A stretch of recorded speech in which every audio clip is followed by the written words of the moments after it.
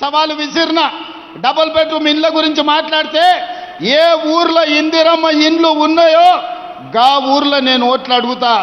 ఏ ఊర్లో నువ్వు double bedroom ఇండ్లు కట్టువో ఆ ఊర్లో నువ్వు ఓట్లు అడుగు.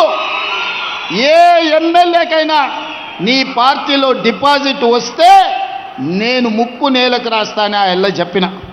ఇవాళ మొదటి సంవత్సరమే 4.5 లక్షల డబుల్ బెడ్రూమ్ ఇండ్లు మంజూరు చేసి ప్రతి అసెంబ్లీలో 3,500 ఇందిరమ్మ ఇండ్లు ఇచ్చి 5 లక్షల రూపాయలు ఇందిరమ్మ ఇల్లు కట్టుకోవడానికి ఉచితంగా ఇచ్చినాం. ఇవాళ పేదోళ్ళ కళ్ళల్లో ప్రతి గ్రామంలో ఇందిరమ్మ ఇండ్ల పనులు నడుస్తున్నాయి. మీడియా మిత్రులారా, మీరు ఏ గ్రామమైనా చూడండి, 10 ఇండ్లో 20 ఇండ్లో 30 ఇండ్లో పేదోళ్ళ ఇందిరమ్మ ఇండ్లు. నియోజకవర్గానికి 3,500 ఇండ్లు 4.5 లక్షలు 100 నియోజకవర్గాల్లో ఇచ్చినాం.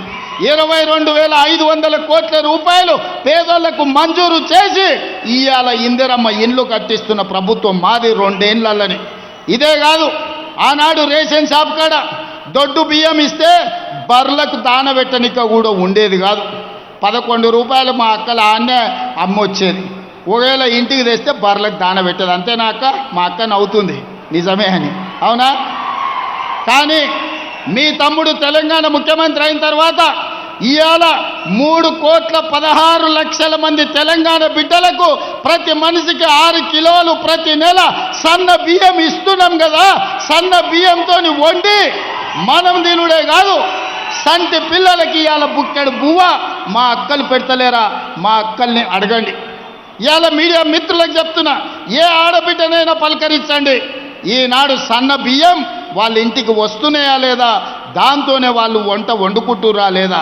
ఆ ఎల్లా సన్న బియ్యం 60 రూపాయల కేజీ ఉండే, మేము ఇవ్వడం మొదలుపెట్టినాక ఇవాళ మార్కెట్లో 45 రూపాయలకే వచ్చినాయి సన్న బియ్యం బజార్లో కొనుక్కోవాలంటే. ఇదే కాదు, ఆ ఎల్ల బతుకమ్మ చీరలు అన్నాడు, మీ బతుకులు బాగుపడతాయన్నాడు.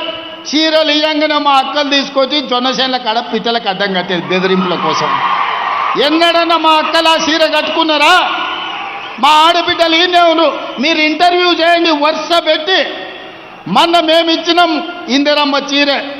ఆడబిడ్డకు చీర పెట్టుడంటే సారె పెట్టినట్టని మీ సోదరుడిగా నేను 65 లక్షల ఆడబిడ్డలకు తెలంగాణ గ్రామీణ ప్రాంతంలో 65 లక్షల ఇందిరమ్మ చీరల పంపిణీ చేసిన, ఇంటింటికి చీర పంపించిన.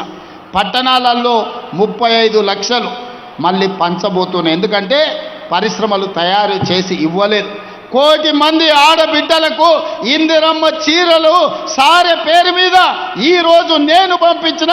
చాలామంది కెమెరాలలో కనిపిస్తున్నారు ఇందిరమ్మ చీరలు కట్టుకొని. ఈ సభకు మా ఆడబిడ్డలు వచ్చింది. పండుగ పూట నాడు ఆడబిడ్డ సంతోషంగా కట్టుకునే చీర పుట్టింటి నుంచి పెట్టే చీర.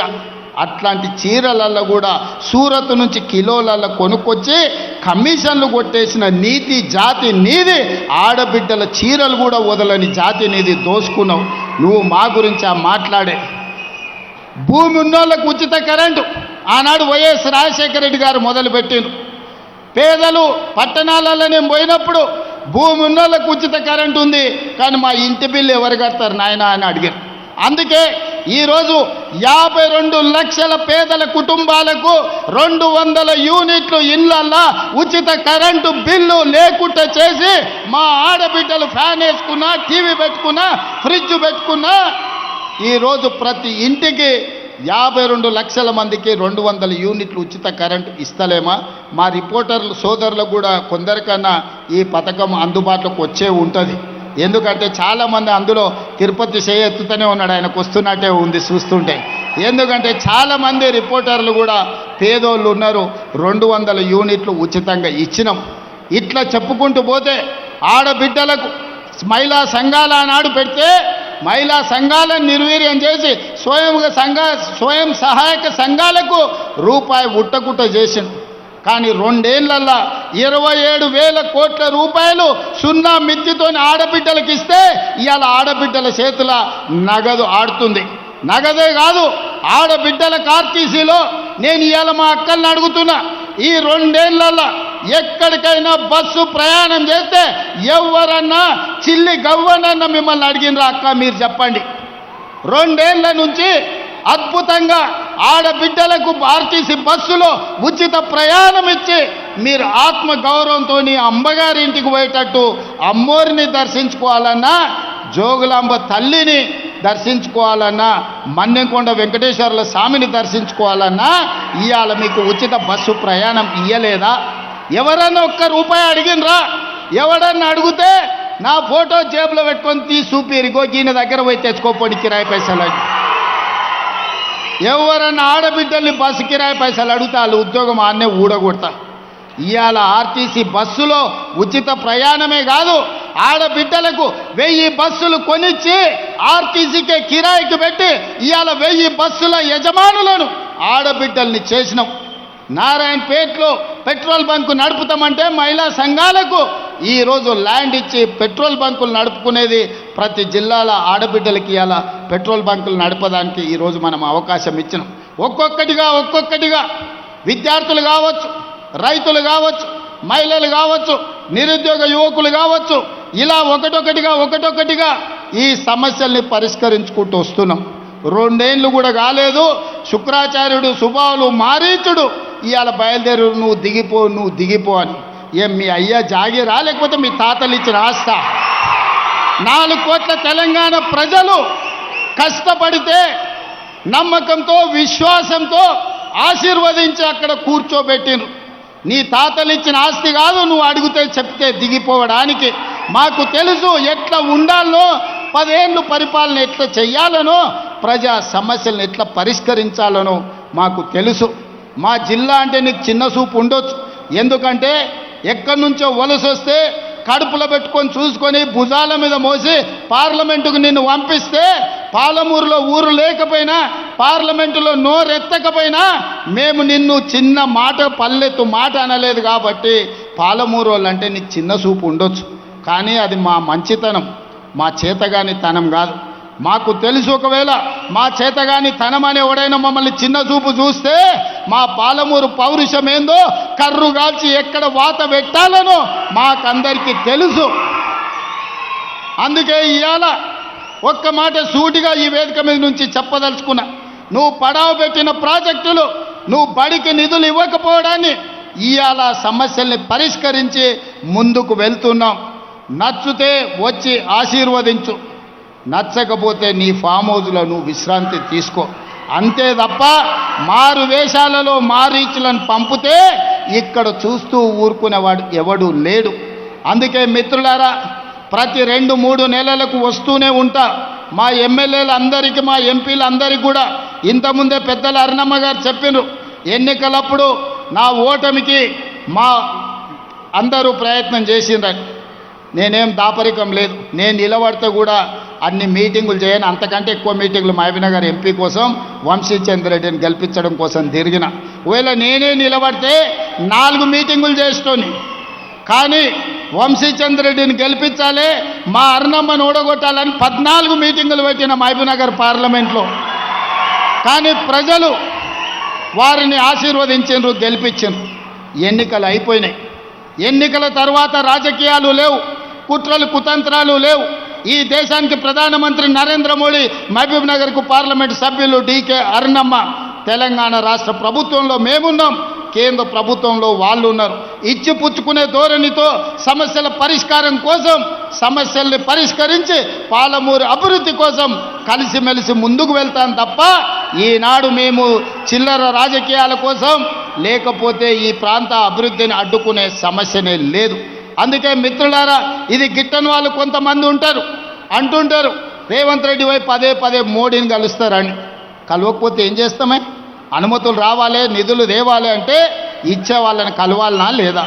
ఇవాళ మీరు ఇందిరమ్మ ఇల్లు కావాలంటే స్థానిక ఎమ్మెల్యేని కలుస్తలేరా?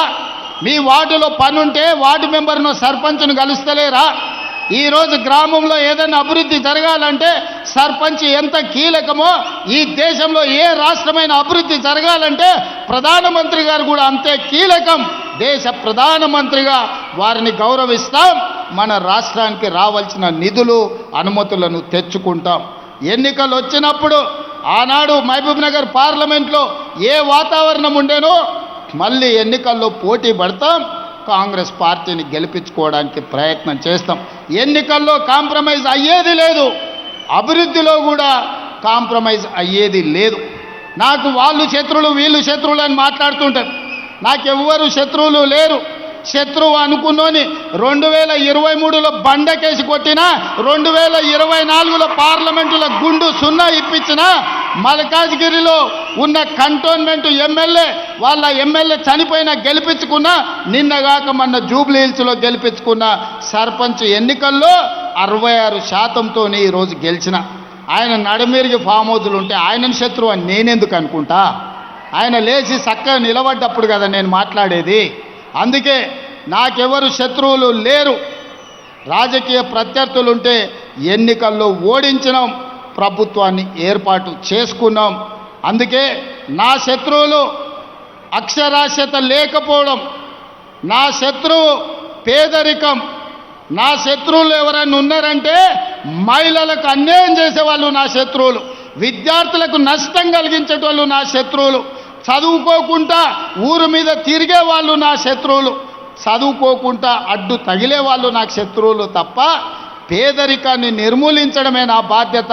నా శత్రువైన పేదరికాన్ని తెలంగాణ సరిహద్దులు దాటే వరకు తరమాలన్నదే నా లక్ష్యం.